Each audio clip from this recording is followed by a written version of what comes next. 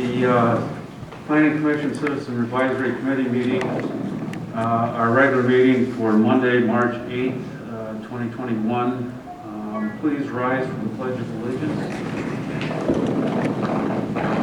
Pledge allegiance to the flag of the United States of America and to the republic for which it stands, one nation, under God, indivisible, with liberty and justice for all. Thank you. And welcome, everybody. Back in the hall for a meeting.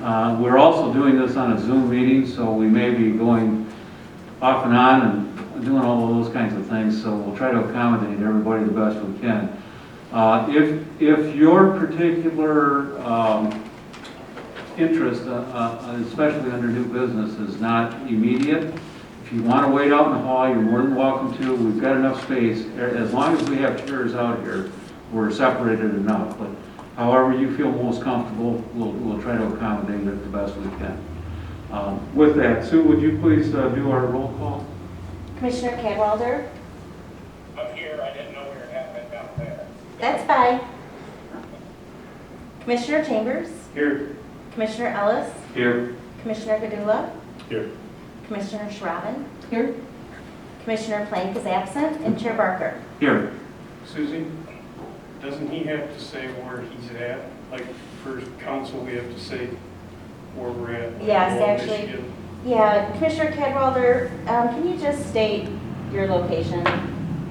I'm home, 806 Lafayette. Thank you. And do I have a motion to excuse Colin Klein? Make a motion. And support? I'll second. All in favor, please say aye. Aye. And Sue, do you need a voice vote from Dave? Yes, let's just go through this. Commissioner Cadwalder? Yes. Commissioner Chambers? Yes. Commissioner Ellis? Yes.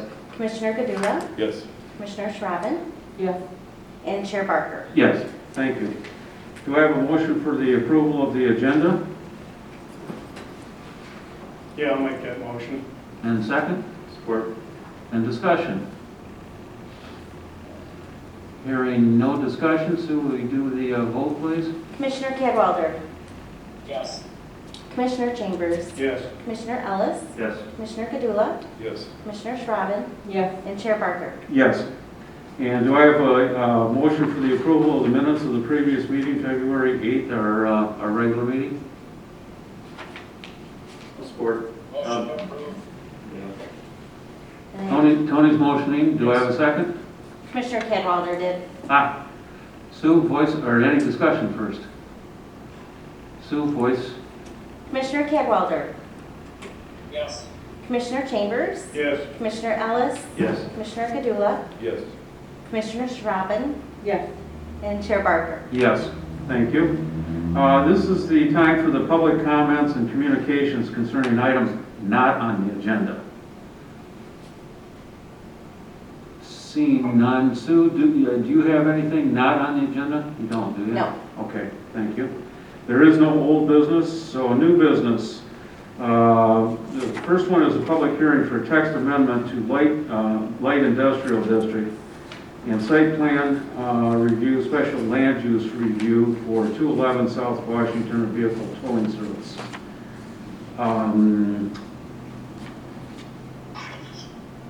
Andy, do you want to lead us through that? Sure. And we'll, By the way, I'll open the public hearing now. okay, great. So I remember to do it. Please remind me, folks. So there are two issues here that kind of relate to the same thing. If you recall, at our previous Planning Commission meeting, I gave you a brief memo and introduced you to an applicant at 211 South Washington. This is the northeast corner of Washington and Front. And the applicant is seeking to establish a towing service or vehicle towing facility on this property. The property is zoned IL or light industrial right now, and when the applicant approached us back in January with the application, we found that towing facilities are not permitted in that light industrial district. They're allowed in C3 and in industrial, but not light industrial. So after some discussion by the planning commission, you suggested that we move ahead and draft a text amendment to the zoning ordinance that would permit towing facilities in the light industrial district by special land use. And so that's kind of the first step. So I think, Mr. Chairman, we should take these as kind of two separate discussions here. So the first one, okay. So the first one will just be about the text amendment, and so we'll set aside for now any issues with regard to towing service. And in your packets on about the 20th or so page in, there is a very brief, basically just a one-page amendment. It's very, very simple. And in section 1 of that amendment, it just amends section 12A.03, which is the special land use section of chapter 12A, to include in subsection J a vehicle towing service. So that 12A.03 is just the list of special uses that are permitted in light industrial, and it simply adds towing service onto the end of that list. And that's really all there is to the amendment. So a public hearing was noticed for this, for the zoning amendment, and because the amendment does not pertain to one particular property, but to the light industrial district generally, only notice was published in the paper. We didn't have to send out the notices because it doesn't apply to one specific property like the actual application does. So, Mr. Chairman, that's really all there is to the amendment. So I think the first step would be to, of course, get any public comment on the text amendment. Then the Planning Commission should make a recommendation to council as to whether or not it wants to recommend approval of this. And then subject to that decision, we'll then move forward with looking at the special land use application request for the towing service. Is there any discussion from the general public? Yes, sir.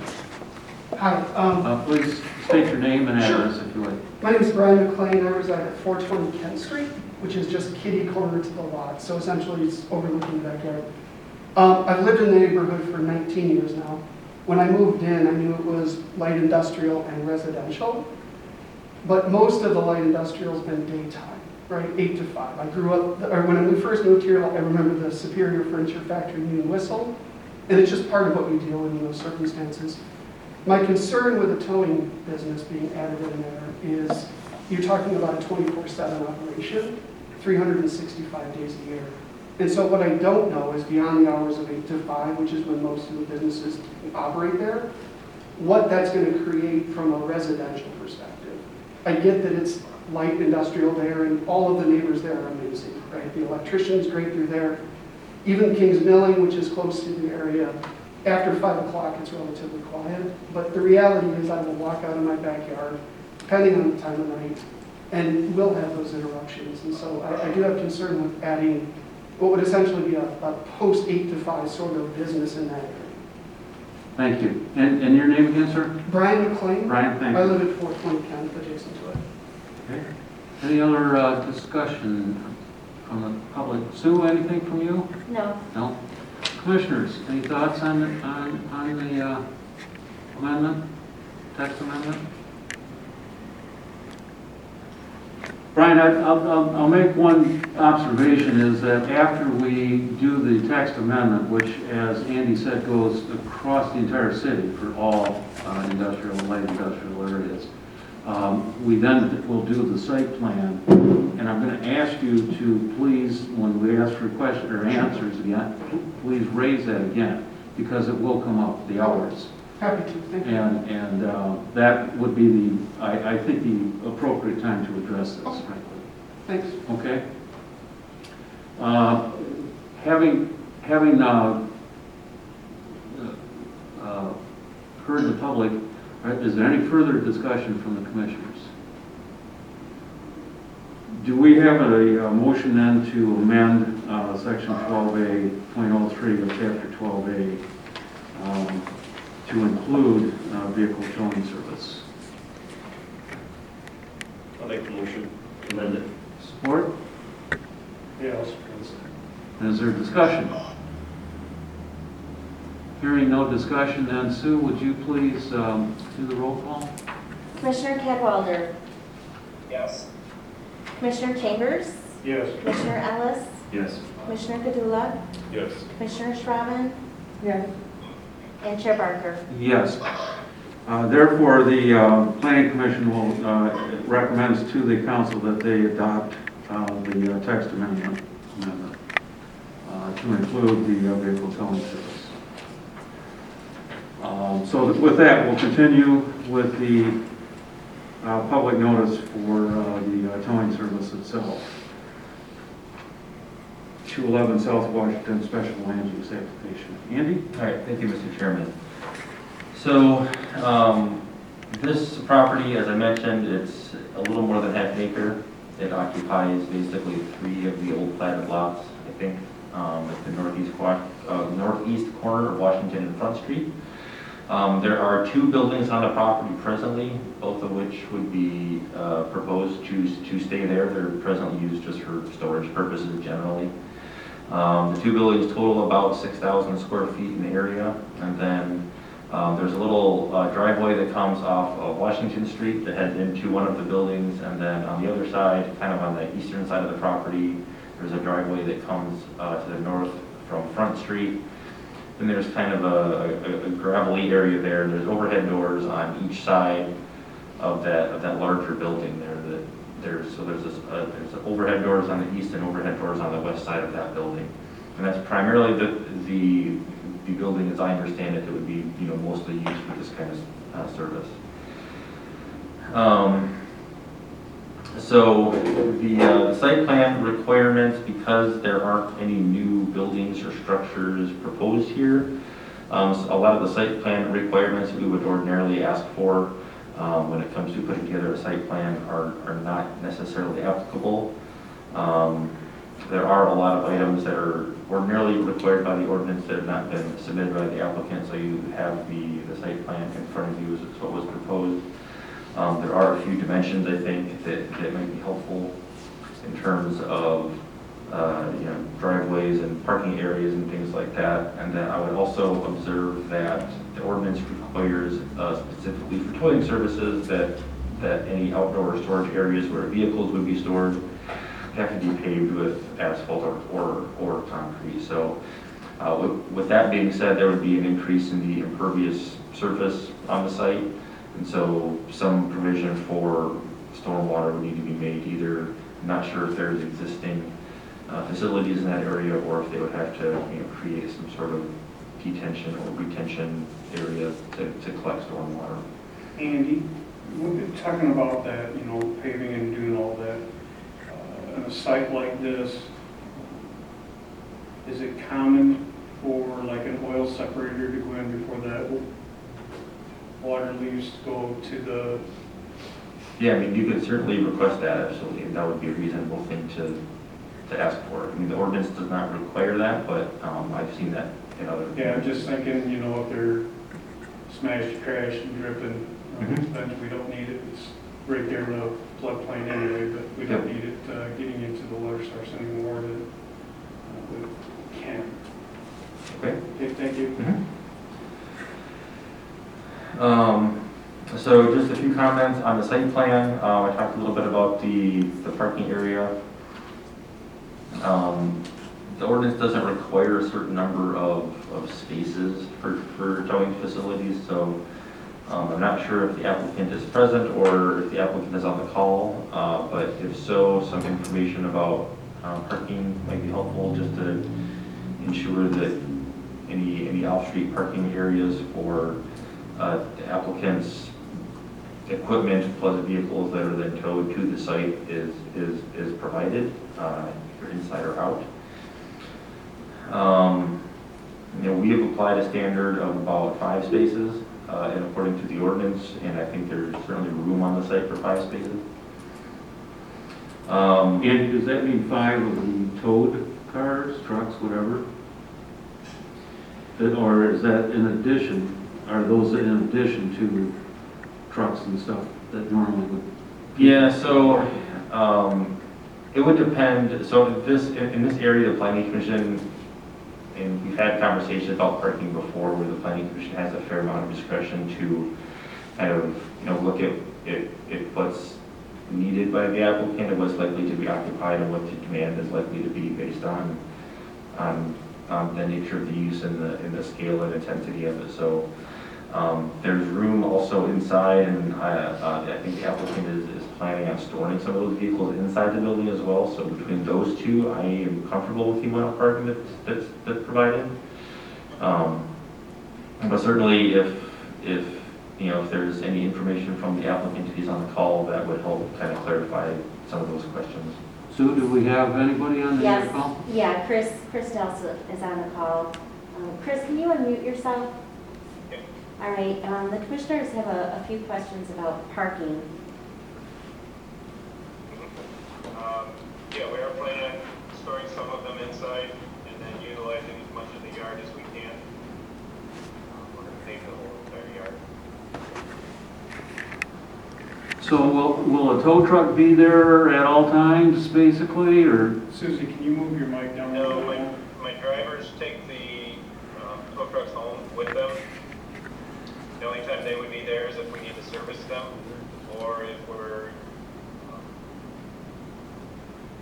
meeting with a customer to get their car out of there. And obviously, people would work there, I assume there'd be somebody there most of the time, during day hours at least. Yes, And so that wouldn't have necessarily be a tow truck, though, it would just be a regular vehicle. dispatcher. That'd be the dispatcher. Okay. Should be a regular vehicle. And do you have any feel for how many cars you would, or vehicles you would expect to have there on your lot at any given time? It depends on the season. More in the winter, obviously, less in the summer. Deer season, probably a few more. And they are not fixed there or taken apart or any of that sort of thing, correct? No. Well, it's going to be a combination auto repair shop and tow truck. But the ones that we tow that are totaled, those won't be torn apart or disassembled outside. Any repairs will be done inside. Because I don't think we had auto repair on the site plan, if I recall, correct? That's correct. Yeah, That was a combination on the site plan.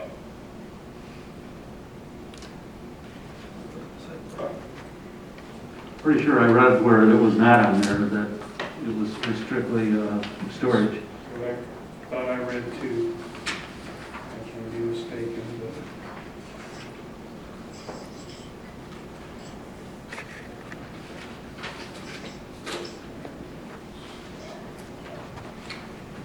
So under vehicle towing service standards, so assuming that the special land use application goes through, under vehicle towing service standards number, letter C, it says the vehicle towing service shall not engage in motor vehicle repair activities unless it is also approved as a vehicle repair facility.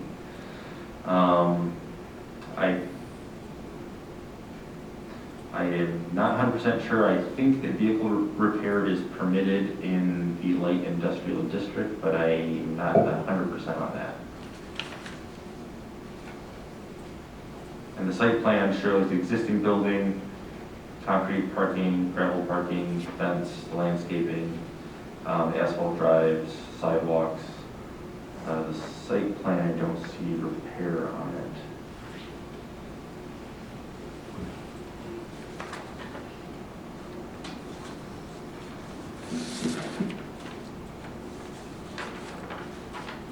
What would Chris have to do, Andy, to have repair?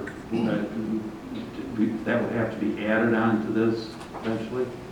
Yeah, so, well, if repair is permitted by right in that district, then I suppose the planning commission, if it was so inclined, could, permit that inside the building only.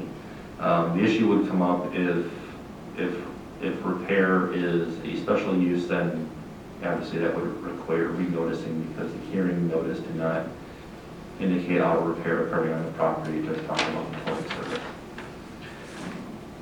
So let me check the zoning ordinance real quick and I can get an answer for you. Chris, there's another question that I have while he's doing that. There is I believe 3 or 4 existing fences around the property currently, various heights and styles and all of those kinds of things, mostly wood fences, I'd say. Correct. I'm assuming those are not yours, or not the properties. Correct. Okay, so what you're planning on doing is putting an additional fence up around the property, is that correct? Correct. And what kind of fence are you looking at? It'll be chain link, 8 feet tall. Yeah, I think privacy fence would be more apt I to. totally am more applicable. I agree with the 8 foot, because what's there, obviously, you can, I'm a short person and I can see over it. I walked down there today and walked in and you know, you can certainly see the houses and things of that nature. And, Greg was planning arborvitae's to hide the chain link part of it to help with the aesthetics. and I still think a privacy fence, as far as we're concerned here, I'm seeing nods all up and down the commission here, so. Especially if it's going to be an automotive repair Yeah, place Yeah. as well. yeah, We found that Privacy as in wood? yes, or similar to wood. vinyl or wood. Vinyl or wood, yeah. See-through, correct? Yeah, yeah, something you can't see through basically, and, Because that does two things, it keeps headlights from backyards. yes, I was going to say, if it's a tow truck, you got flashers. And right, right. And you're looking at 8 foot is totally appropriate there. Yep. Okay. Thank you, Chris. Yeah, I'll have to check with my insurance company, but I think they require chain link. But, I mean, we'll do whatever we need to do. Get a different insurance company or get a rider or something. Okay, I'm sure they'll make an exception if that's a requirement through the township or right. through the city ordinance. Andy, what'd you find out? Vehicle repair facilities excluding body shops are permitted only with special land use approval and light industrial. So it is not permitted at this point. Okay. Not without special land use approval from the planning commission. So is there, what would be your recommendation on how to handle this situation at this point? So there's 2 things you could do. One, you can proceed with the application for the towing service and expressly not permit the repair operation on the property until he has, received a special land use permit for that activity as well. Or you can, postpone a decision on the whole thing until next month. We have to renotice it and hold another public hearing on an amended application at the next meeting. Okay. Commissioners, my take on this would be to go ahead with this tonight. And then have the special land use for a repair facility handled at a separate meeting. Correct. That way at least then they get started. We don't have the information, Chris doesn't have the information, that he would need, and it just seems to me as though we're walking behind a black ledge here, so that would be my recommendation at this point. Yep. Okay. Then, Chris, you and Andy will work that out, but let's continue with where we're at here. So Andy, if you'll continue with where we're at.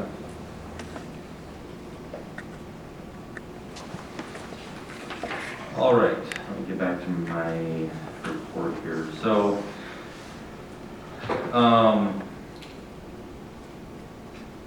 talked about the fence. Outdoor storage, the applicant, other than the vehicles, of course, is not permitted, is not proposing any outdoor storage. None is permitted in the front yard, and none is proposed in this case. Landscaping is required, as in 4.26. The applicant has proposed a fair amount of landscaping. Specifically, there are existing trees along front and along Washington, and then arborvitae or something are kind of proposed around the perimeter to the north and to the east on the inside of the fence to help with the screening. The planning commission can certainly require, and I would suggest that you add some kind of minimum height to those plantings when they're installed. Yeah. You can buy an arborvitae, it's only about 2 feet tall, in which case it's going to be a while before it's particularly effective.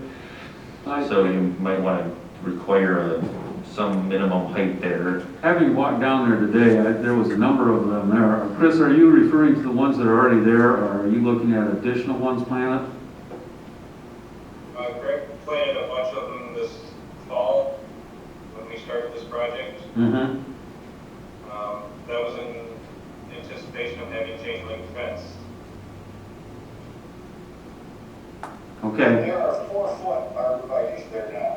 Yes, I was gonna say that's about the right size. I was gonna be generous and say 5 foot, but, they were shorter than I am, and again, I'm a short person, so, there was a fair number of them, that are still nice and green, frankly, so that's good to see, so.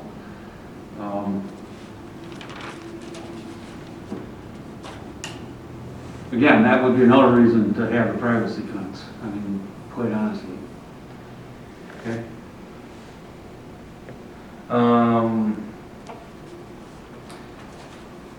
Other standards, so we talked about landscaping, side or rear yard adjoining any parcel or lot of land abutting a residential district shall be screened by a compact hedge or deciduous or evergreen trees, we talked about that. No parking areas shall be located within 25 feet of any rear lot line. In this case, the rear lot line would be the one to the east, because the front, so this is a corner lot, so when you have a corner lot like this, the shorter of the two lot lines that abut the street is your kind of primary front lot line, and so the rear is the one opposite of that. So in this case, our rear is on the east, and so they would have to maintain a 25-foot setback between the parking area or the storage area and that easterly lot line. And then the other lot line to the north would be considered a side yard for the purposes of zoning. And what's the setback there? So it's not, I'm not sure because the scale is not clear on the drawing. It's close, but I can't, it's hard to make a calculation here because. The backyard then is the one across from Washington, So yeah, the backyard would be this, this one. yeah, yep. And that should be 25 foot. It looks like it based on how everything else is scaled. Yeah, it's pretty close. I would agree with that. So, What about the other lot line though? so the other lot line is a side, and so since they're not proposing any structures other than what's already existing, so they're not proposing to build anything, so there's not a requirement for a setback there. Now, you can certainly require a setback from that northerly lot line, but there's not a requirement in the ordinance that says that you have to maintain a certain. If there was a structure, since this is non-conforming, the existing building is non-conforming, and the concrete parking area is located right behind that, or the proposed concrete parking area, what would it be if it was conforming? Is it 10 foot? An industrial, I gotta check.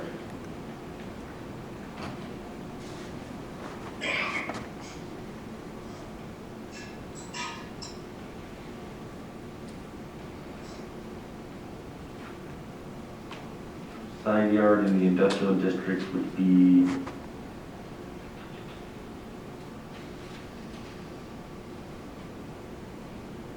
50? No. 50 feet. So they would never meet that, but they're not proposing any structures on that side. Yeah. But that's where the parking is. Correct. And in other districts, the setbacks are measured from the building to the property line. And so, like a parking lot, for example, unless it's specified somewhere, isn't subject to a setback like that because there's no building or structure there to measure the setback from. So for the parking lot is reality where the business is. Right, so you can, so I mean, again, if there's concern amongst the planning commission about the location of vehicles relative to those neighboring properties to the north or to the east, you can certainly, require some distance between that property line and where the vehicles are stored and where the paved area is. That's something that, it's at your discretion, I think. Commissioners, looking at this, I'm looking at the existing building and where that concrete parking lot is. And I'm thinking that if we went 10 foot here as a buffer, and then they can move this concrete parking down here, because I'm pretty sure we're gonna say something about paving this whole area. So my thinking is if we have 10 foot here, I don't care if it's 10 foot or 15, but I think 10 foot probably is, because you've got no buffer here anyway. Right. That's why it's not conforming. So if we have a 10 foot buffer here, at least it gives a little bit of space. And it gives us a little bit of green space here for, not having cars dripping and all the other stuff there. But it just gives you a little bit of space here. And then they'll have to use this concrete pad to move that down here. I mean, they can do it a lot of different places, or make the whole thing concrete. It doesn't matter to me, but it seems to me as though we ought to have a buffer here. I'm okay with whatever this works out. On that north, you're saying the north where, but Yes. they're gonna have to have an 8-foot privacy fence there and the arborvitae. Right.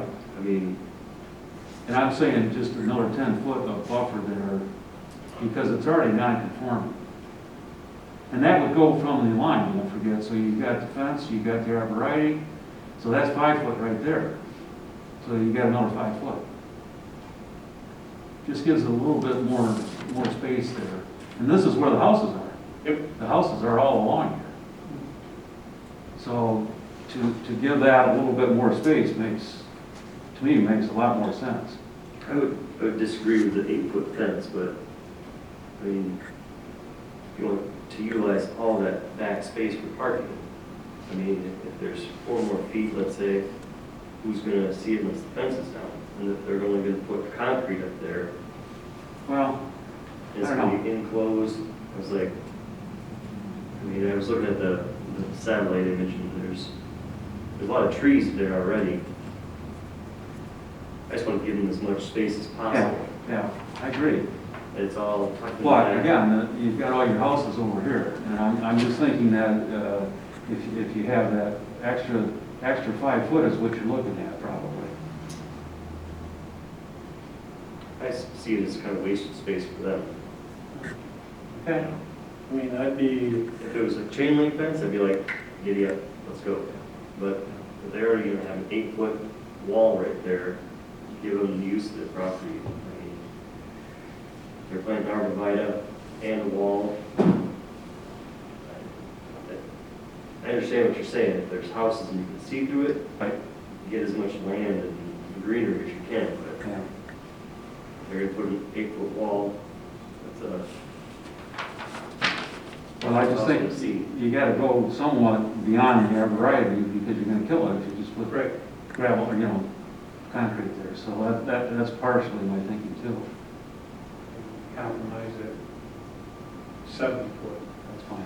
off the property line. Yeah. Right? Yeah, yeah, It's a compromise, yeah, Yeah. yeah. it's not that really all that much, but. I'm fine with that. Let's say 7 foot on the, what would that be, the north side? It's on the Kent Street side.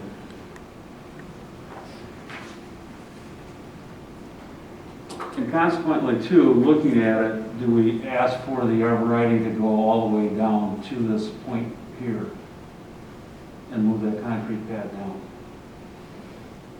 Do you know what I'm saying? Yeah, but I think there's probably you get that up? There's probably a concrete pad or an approach there. There's a driveway type thing there, but it's not, Is it pre-existing? yeah, I think that there is.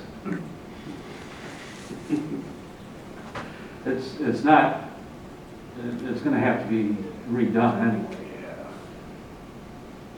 I don't think bringing the green. Doesn't bother it? Okay, all Closer right, to the I'm fine with that. Because we're already getting it, you're already gonna have a 7-foot Right, green space there anyway, so yeah, I'm fine. that should be fine. That make sense? Yep. Continuing, so these are the standards in the light industrial district. So no permitted use in this chapter shall create or cause to be created fire and explosive hazards, smoke, fumes, odors, gases, dust, fumes, liquid or solid waste, vibration, et cetera, et cetera, et cetera. I don't have concerns about the towing service creating those types of issues. Andy, whereabouts are you? I'm sorry. I'm on page 4, item F of my staff report. Okay, thank you. Item G talks about maximizing pedestrian safety, ease of traffic flow, and ready access by emergency vehicles and personnel to the site. And there aren't really any changes proposed here. The site is served by sidewalks. Obviously, most of the traffic will be, vehicular traffic, but there probably won't be a lot of it.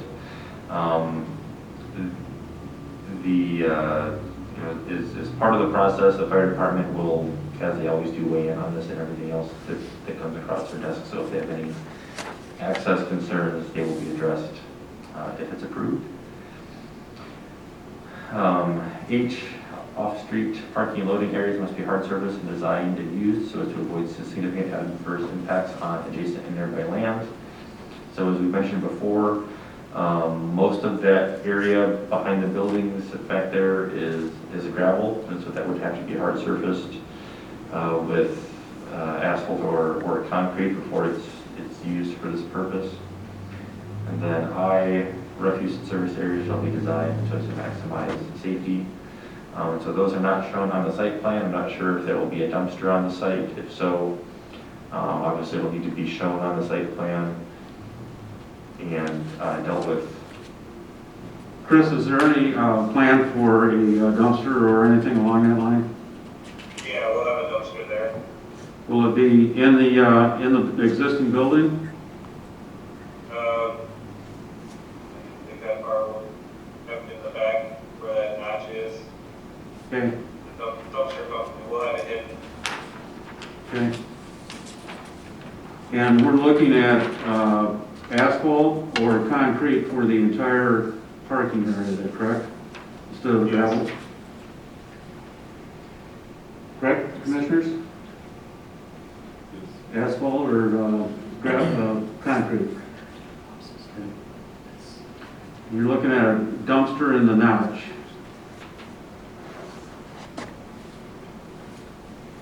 Right? Yep. Okay, so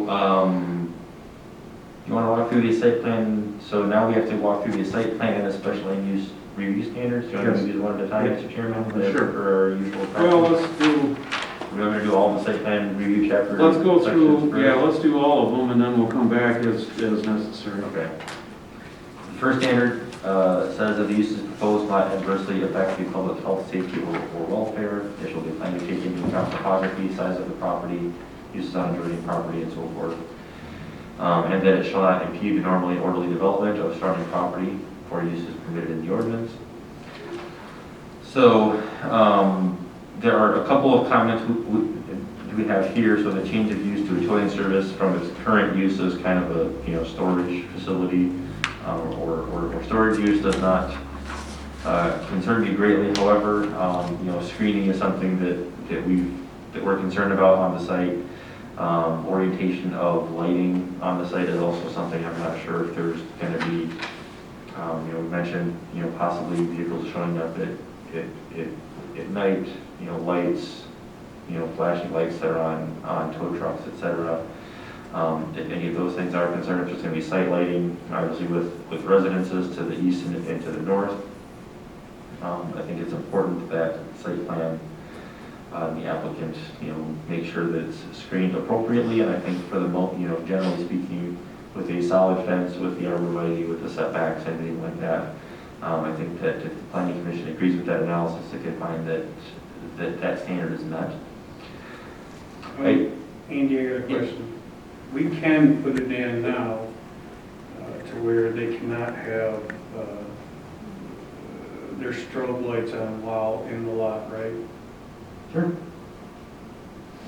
Yeah, and I think, you know, some of the, if there's concerns about hours, about just, you know, making sure that it's generally quiet at night. Yeah, that's what I'm Those trying are all to do. things that definitely we can do, and I'm even wondering if it would make sense that for, you know, after hours types of trips, if it would make sense to have them enter off of, you know, Washington Street and just kind of pull through that building or pull through the gate more and keep it more to the west side of the property than to the east, because that's all industrial over there anyways. So if there's a way to access the property, maybe drop them off inside at night and, you know, move them during the day or Chris, something. let's ask Chris this question. Chris, if at night,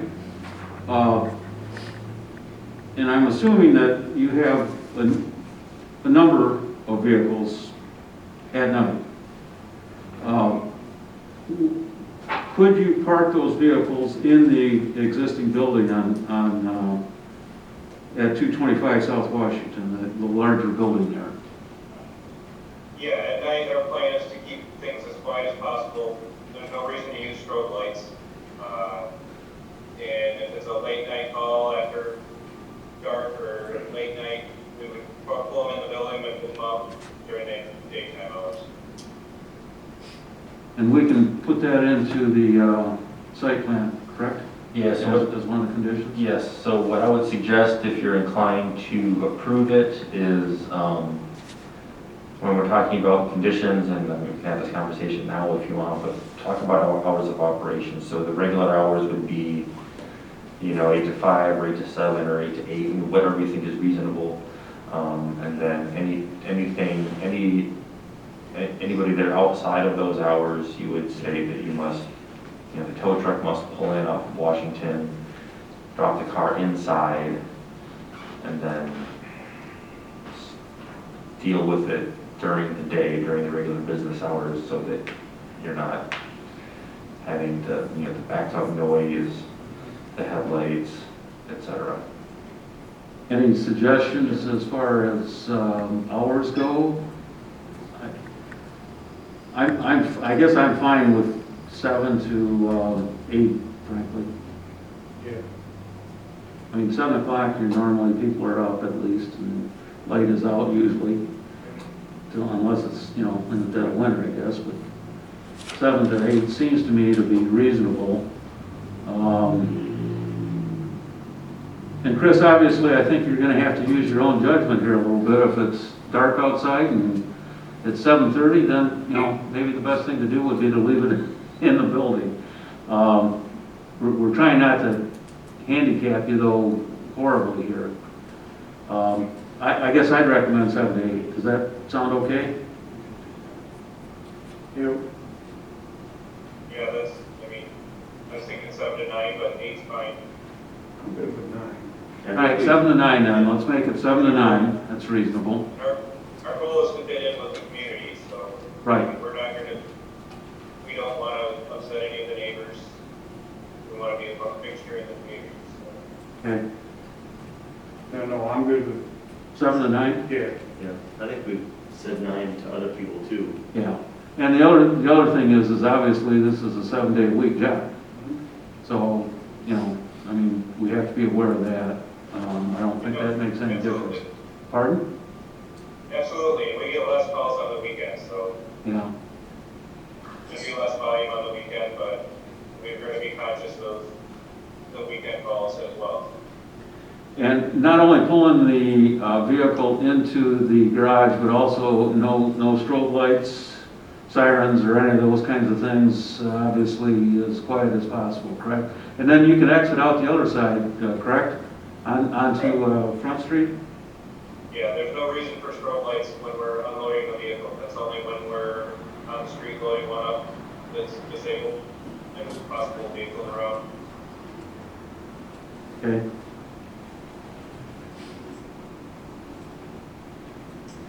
Brian, you mentioned earlier about your concern about noise. Does this hopefully answer some of those concerns? I don't know we'll ever come to a perfect one. I mean, in Right. the end, the business is going in right next to my house, Right. and it will be loud. And so as much as they're gonna be as good of a neighbor as Craig was, I think we can work those things out. Okay. I guess, I do have some concerns though about, and I hadn't thought about this before, lighting of the property itself. And I do appreciate an 8-foot fence, by the way, but from the second story of my house, it doesn't do any good. Right. So I'm trying to find the best compromise with which we can say, look, this is primarily a residential neighborhood. I get that it abuts to a couple of properties that are light industrial. I don't want to interfere with business. I really want the neighbors in there. But you know, Okay. I go back to what can we do to minimize the impact on the houses? And that's obviously what we're Yeah. trying to do too. And some type of protection that if those aren't abided by, and I'm calling and saying, hey, look, it's 9 o'clock at night and people are over there, I've asked 3 times, I've got some recourse to be able to say you're going out of bounds of a reasonable approach for the business inside of them, so. Yeah, and I think that will be part of the conditions. Right, so with special land uses, there is provision in the ordinance for suspension or revocation of special land uses if there's, documented, verifiable evidence that they're not complying with either the use or the conditions on it. And there would be a process to go through to get to that point, but the short answer is yes, there are certainly ways that can be enforced. And Brian brought up the question about lighting. Chris, do you have any more information on lighting, particularly outside, things of that nature? We're not planning on lighting the parking lot. Does it have to be lit? No? No. So that answers that question then. Commissioners, anything further on lighting? Okay. Good. Okay. Unless you guys require it, but I'm not, my insurance doesn't require it lit, and I'm not planning on lighting it. Okay. We do not evidently, so that's good. Okay, so item C, I'm on page 5 of the staff report. Item C talks about the arrangement of vehicular and pedestrian connections. Those are not changing. The area is served by sidewalks, and there's the 2 driveways, one on Washington and one out front. Those are not proposed to be changed. And frankly, I think they're in pretty good locations the way they are, so I wouldn't suggest changing them anyway. Item D talks about the removal or alteration of natural features being restricted to those areas reasonably necessary to develop the site. In this case, the site is already developed. And if anything, if all of the landscaping is installed as shown on the site plan, you probably have a few more natural features maybe than are there now. And then item E, satisfactory assurance shall be provided that the requirements of all other applicable ordinances, codes, and requirements will be met. And that's something that is always dealt with as a condition of approval, if you're inclined to approve the requirement. And item F refers to the master plan, and it says this: the general purposes and spirit of the ordinance and the master plan for the city shall be maintained. So this is kind of an interesting location in the master plan. It's in with this sort of a mixed use or downtown edge future land use designation. This is kind of an industrial area. It's been that way for a long time. And so there are some, light resident or light commercial and retail and residential uses permitted in this category. So there is a little bit of of some friction here between the master plan and the zoning ordinance. However, I also question if I don't know this is ever going to become like a retail mixed-use site. So this is an industrial building. It's been used that way for a long time. It's in an industrial area.